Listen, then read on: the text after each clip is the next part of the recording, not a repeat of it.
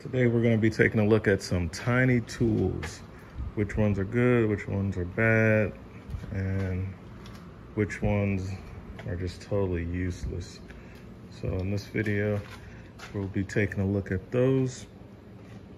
Got an assortment of tiny tools, from pliers and cutters to ratchets, and of course the snap-on in true snap-on fashion. It's just rusty from sitting in the box, because that's just what they do.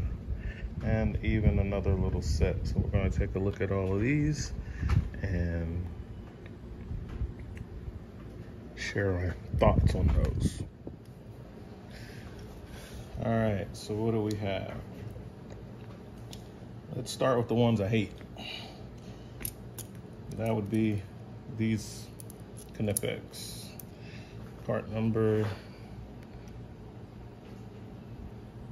all right, 86-100s. Guys, these things are useless. They're small. I thought they'd be good, but they're just, it's not enough leverage. The jaws are super thin. I mean, maybe you could use it for like, you're doing brakes or something to hold the, when you're taking out some of the caliper bolts or something like that, but I never grab for these things. I've tried to use them a few times and it just don't work. So I don't like them. This was a waste of about 70 bucks. It's gimmicky.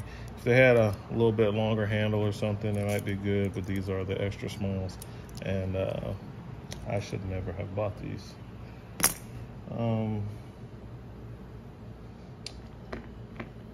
These are almost useless because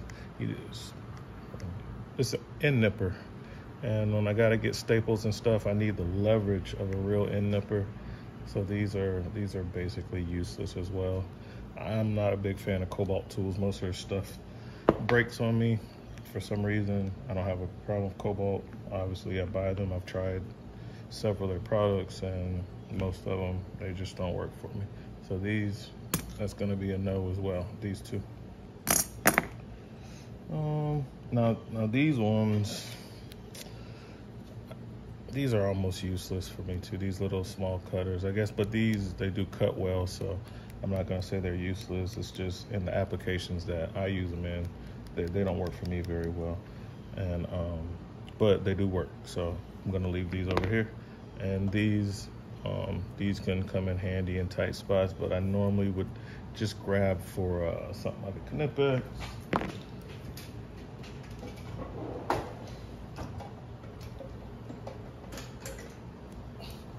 With a much longer tip, so if I'm trying to get in a tight spot, the handle is smaller and the tip is longer and better. And as you can see, these don't really even close all the way because of the spring.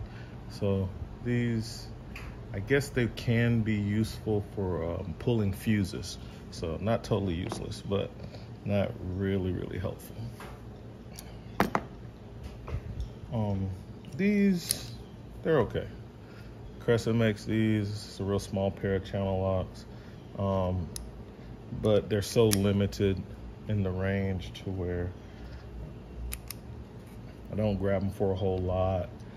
They're okay, you know.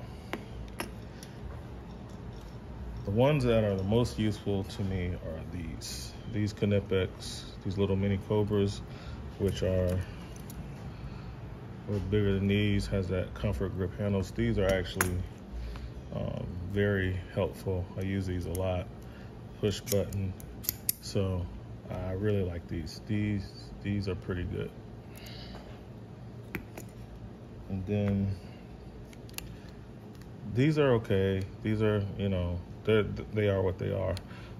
I just hate that they rust, because snap-on stuff always just seems to rust. But these are great for pulling fuses because they're straight. And a lot of times when I'm in a fuse panel, I don't need that angle. I want to come straight in. So these are good. Most of the times I can make these work, but these would be easier. These are awesome for like getting off rounded off flare nuts. So these are pretty good. This is a ratchet spinner. So I got this old Craftsman USA race panel. Still works. Let me just take this quick release, and when you're trying to get something started, or you can just, while you're ratcheting, you can see that it's not even much bigger than the ratchet head, and then you can just, so I like the ratchet spinners. I also have them in 3/8, but this was a tiny one. And then like, so that's that old school Craftsman. This is a Koken Stubby Ratchets. That's always gonna be a very useful tiny tool. Let's move these to the side. This set has been really good. It's just this Blue Point set has been really good as far as the ratchet and the bit driver. It's been pretty good. Nothing bad I can say about it. It works, it does what it needs to do. Even has a little extension, the nice packaging where it's all concise all the way up to 13, so that's pretty nice. No skips. Now as pipe wrenches go, this is tiny for a pipe wrench. I don't think I bent it yet, but hydraulic fittings and things like this, I love this thing. You can just easily adjust it, and it's just this is a very good tool. A lot of people know about these and like these, the Snap-on PWZs, and this is, I think, the smallest one that they make, so that's why it got included, because it is the small one. These channel locks, it's one of the smaller ones that channel locks make. Now these are very helpful, but pretty much everything I can do with these, I can also do with these. And as you can see, the jaw opening. So I mean, Kinepex, they've done a wonderful job on these. But I do love these too. I had these first, and then when these came out, I got these. But love the way the handles feel on these dipped handles, and how close they go together when it's open wide. Something that I also like about the Kinepex. So these, honorable mention. All right. The little pocket pry bar, pretty good. Is there a part number? Of course there is. So there's your part number on that. This is handy for small clips and stuff. Working on cars, getting some of those connectors loose and things like that. These are pretty nice. And then if you work on brake controllers, all the brake controller bolts are 1/4 inch, and when you have to mount it, it's going to be close to the center console of the truck, and you're going to have to use a wrench to get those bolts in. You're not going to be able to use a drill or a 90-degree. You're just not going to have enough room for something like this, so you're going to have to use a wrench, and I wanted a ratcheting one, so I bought this one single Craftsman ratcheting wrench. It was small enough, and it gets the job done. Also, for that same task, I went and got this, made by Titan. This roto head has a 1/4 inch. It's basically a bit driver, and it does the same thing, but sometimes I can't fit the thickness of that, and I'm still gonna have to use this ratcheting wrench or the open end. So these are super useful. This bit driver is super nice. I like it. Fine tooth. Nothing bad to say about it. This is great, by Titan. As you can see, I got all different brands. I'm not brand loyal. I buy whatever I want. Yes, I love the Snap-on toolboxes. This one right here, I feel like it could be a lot better. But I don't like the wheels on the Epics. They have those hard plastic wheels, and this is a, what is this thing? This is a KRB, I believe, 2418. It has rubber wheels on it, and when I first got this box, I was using it to roll around a shop. on concrete like this, and I moved it from unit to unit. So, but anyway, so I prefer the snap-on toolboxes.